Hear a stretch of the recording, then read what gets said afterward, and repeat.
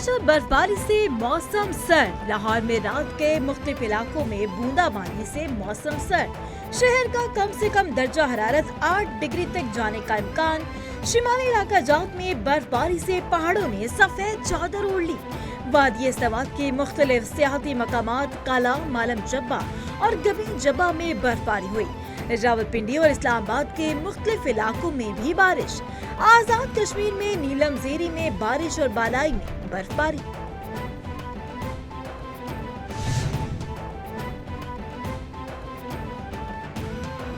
अंधाधुंध धुंध। लाहौर समेत पंजाब भर में धुंध का राज। धुंध से हद निगाह मुतासिर होने की वजह से ट्रैफिक की रवानी मुतासिर। धुंध के बायस बंद रहने वाली मोटरवेज खोल दिए गए। M2, M3, M4 लाहौर से सियालकोट मोटरवे पर रवानी मामूल के मुताबिक शुरू। लाहौर एयरपोर्ट पर परवाजों का शेड्यूल मुतासिर। लाहौर से बैरून मुल्क जाने वाली मुतादिद परवाजें ताखीर का शिकार।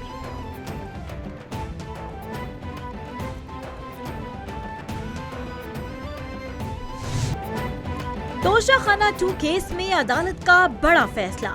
बानी PTI और बुशरा बीबी को 17 साल कैद की सजा। तोशाखाना 2 केस में दोनों को 10 साल और दफा 409 के तहत 7 साल कैद की सजा सुनाई गई। अदालत का दोनों को मजमूई तौर पर 3 करोड़ रुपए से ज्यादा जुर्माना अदा करने का हुक्म। जुर्माना अदा न करने की सूरत में मजीद कैद काटना होगी। अदालत का 59 सिफात पर मुश्तमिल फैसला जारी। तहरीरी फैसले के मुताबिक बानी को ज्यादा उम्र और बुशरा बीवी को खातून होने पर कम सजा दी गई। इस्तिगासा इल्जामात साबित करने में कामयाब रहा। मुजरिमान अदालत में अपना दिफा पेश करने में नाकाम रहे। मुजरिमान की जानिब से कोई वाज़ेह सबूत पेश नहीं किया गया।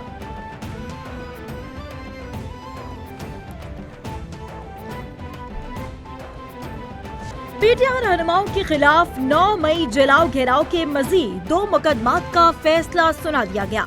लाहौर में गाड़ियां और कंटेनर जलाने के मुकदमे में डॉक्टर यास्मीन राशिद, उमर सरफराज शीमा, मियां महमूद रशीद और एजाज चौधरी को 10 साल कैद की सजा सुना दी गई। दोनों मुकदमात में शाह महमूद कुरैशी का चालान जमा नहीं कराया गया।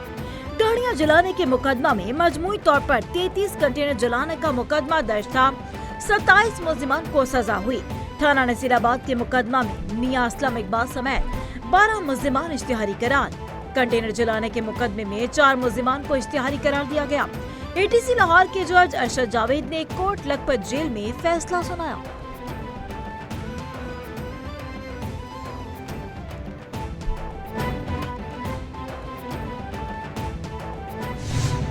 अडयाला जेल में मैं हमेशा कहता हूँ, जब निकले अडयाला जेल से कभी अच्छी खबर अडयाला जेल से नहीं आई, कभी इंसाफ नहीं हुआ अडयाला जेल से, कभी मेरिट पर फैसला नहीं हुआ।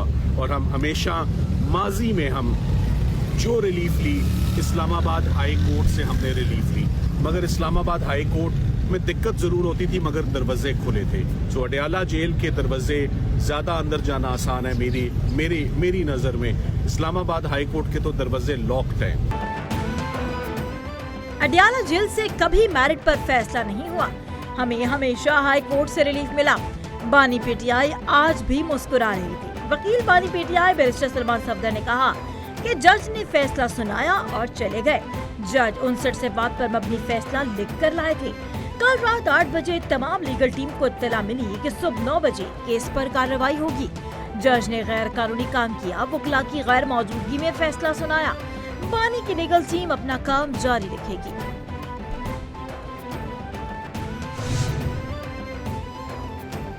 बानी PTI हर वक्त दूसरों को चोर डाकू कहते रहे, अब खुद चोर निकल आए। एक चोर दूसरों को चोरी पर लेक्चर देता रहा। मशीर वजीर आजम सेनेटर राना सनाउल्लाह का तोशाखाना 2 केस के फैसले का खैर मकदम। कहा कि बानी PTI और इसकी टीम ने मुल्क को दोनों हाथों से लूटा।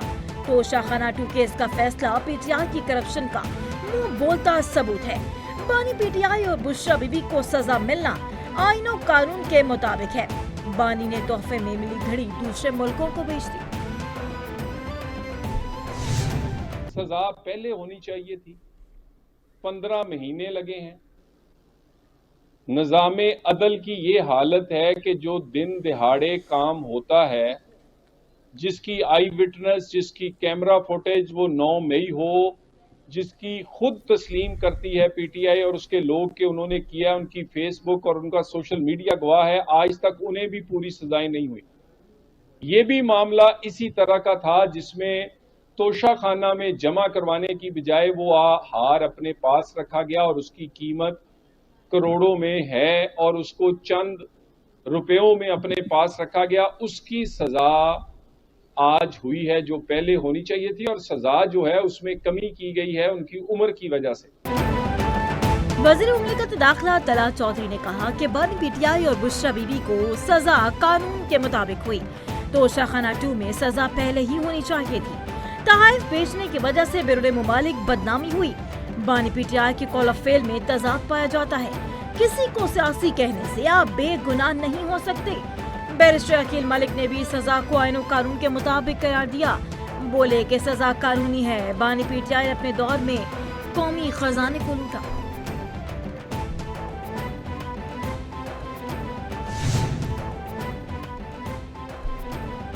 Chairman P T I barrister Gohar کہتے ہیں کہ عدلیہ سے 26ویں ترمیم سے پہلے بھی خوش نہیں تھے، اب بھی نہیں۔ جسٹس جہانگیری کی ڈگری جعلی قرار دی گئی، اب تو وہ وکالت سے بھی گئے۔ سہیل آفریدی کی بھی توشہ خانہ 2 کیس میں عدالتی فیصلے پر تنقید، بولے کہ بانی پی ٹی آئی سے متعلق فیصلہ ناانصافی پر مبنی ہے۔ عدالتیں صرف فیصلے کر رہی ہیں، انصاف نہیں دے رہی۔ محمود اچکزئی نے کہا کہ آئیے ایک دوسرے کو معاف کریں، جمہوریت کی بات کریں۔ سزائیں تو آپ دے رہے ہیں، ملاقات تو فیملی اور قائدین کا حق ہے، آخر وہ تو دیں۔ تحریک تحفظ عین پاکستان کی 2 روزہ قومی کانفرنس کا آغاز، دعوت کے باوجود جے یو آئی اور جماعت اسلامی کانفرنس میں شرکت کے لیے نہ پہنچے۔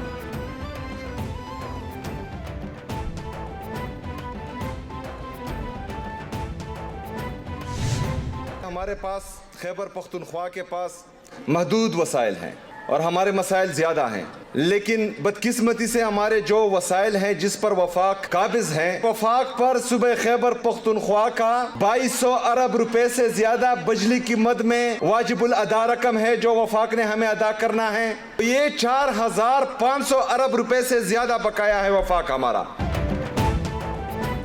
وزیر اعلیٰ سہیل آفریدی کا ایک بار پھر وفاق سے وسائل نہ دینے کا شکوہ، کہا کہ ہمارے وسائل پر قابض وفاق ہے، محدود وسائل میں لامحدود مسائل حل کر رہے ہیں۔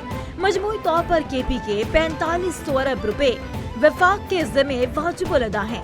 اگر ہمیں بقایا جات مل جائیں تو ہم اپنے لوگوں پر سرمایہ کاری کریں گے۔ سہیل آفریدی کا ضلع خیبر میں گرلز کیڈٹ کالج کے قیام کا اعلان، فنڈز کی بھی منظوری دے دی۔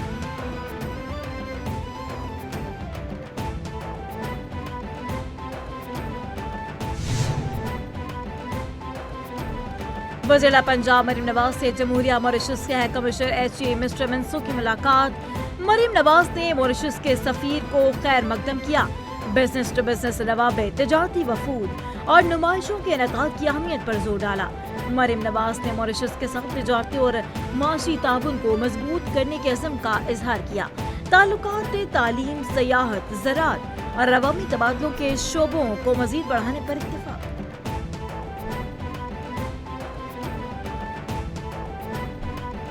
بنگلہ دیش کے نوجوان رہنما عثمان ہادی کی نماز جنازہ ادا کر دی گئی۔ نماز جنازہ میں رقص آمیز مناظر، فضا سوگوار، پارلیمنٹ کے باہر ہزاروں افراد کی جنازے میں شرکت۔ سربراہ ولی حکومت ڈاکٹر یونس نے بھی نماز جنازہ میں شرکت کی۔ شرکاء کی بھارت کے خلاف نعرے بازی، شرکاء نے کہا کہ بھارت کی مداخلت مزید برداشت نہیں کی جائے گی۔ عثمان کے قتل میں رو ملوث ہے۔ سربراہ ولی حکومت کا ملک میں سوگ کا اعلان، عوام سے پرامن رہنے کی اپیل۔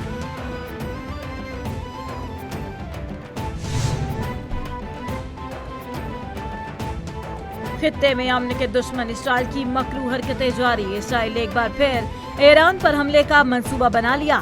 امریکی میڈیا کے مطابق اسرائیل کو ایران کے میزائل پروگرام پر تشویش ہے۔ نیتن یاہو صدر ٹرمپ کو ایران پر مشترکہ حملے کی تجویز دیں گے۔ اسرائیلی حکام کے مطابق ایران کا میزائل پروگرام مستقبل میں خطرہ بن سکتا ہے۔ یہ پروگرام اسرائیلی اور امریکی مفادات کے لیے خطرناک ثابت ہو سکتا ہے۔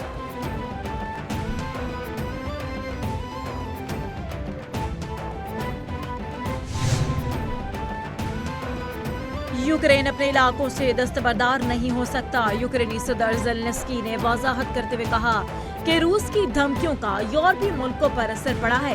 بعض اتحادی یوکرین کو میزائلوں کی فراہمی میں تاخیر کر رہے ہیں۔ یوکرین امریکہ اور روس کے درمیان سہ فریقی ملاقات کی حمایت کرتے ہیں۔ یوکرین کے کسی بھی علاقے سے فوجی انخلا متوازن طریقے سے ہونا چاہیے۔ یوکرین اتنی ہی تعداد میں فوجیں پیچھے ہٹائے گا جتنی روس ہٹائے گا۔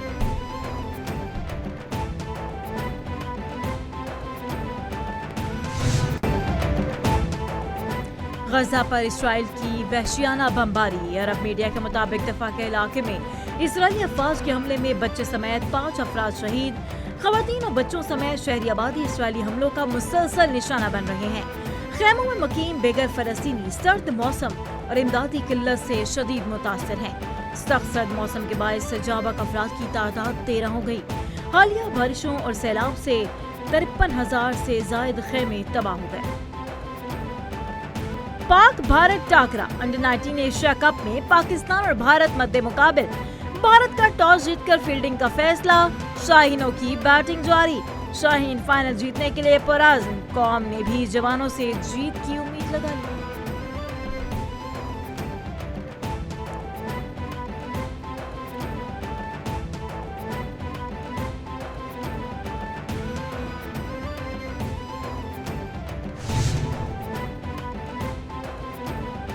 پاکستان میں سردی آتے ہی مہمان پرندوں کی آمد کا سلسلہ جاری۔ مہمان پرندے ہزاروں میل کا سفر طے کر کے پاکستان میں سردیاں گزاریں گے۔ سائبیریا سے آنے والے پرندے سندھ پہنچ گئے۔ سندھ کے ضلع کمبر کی جھیل پر مہمان پرندوں کی آمد۔ سائبیریا سے ہجرت کر کے آنے والے پرندوں نے جھیل کے حسن کو 4 چاند لگا دیے۔ ان پرندوں میں ملاٹ بطخ، اون، فلامنگو، ہنس اور مرغابیاں شامل ہیں۔